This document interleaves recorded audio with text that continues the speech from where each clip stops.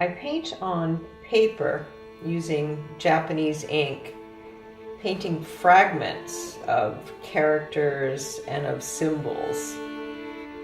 I lived in Japan, in Tokyo, in the mid-'80s, and didn't speak the language well, really didn't speak it at all.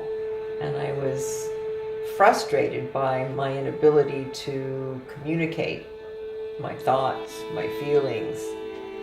And I think these fragments of characters and symbols, for me, create the feeling of that disconnect, that inability to really communicate with other people.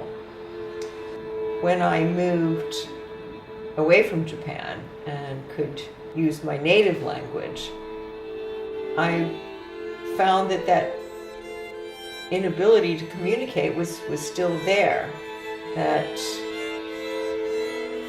the structure of language served to confine and constrain my thoughts, my feelings, my emotions, and I think that's true for many people. So by using fragments in my work, I try and capture that feeling. With my multimedia work on board, I take it a step further. These paintings are intensely local. I go to the parks and gather detritus, stones, bones. I walk behind the horses and gather the bark and the branches that they trample. And I physically incorporate these bits and pieces of found pieces in my work. And I think that the communication between the earth and human beings has been disconnected. I think the earth gives us truth, and mostly we do not listen. So in this work, I try and capture that.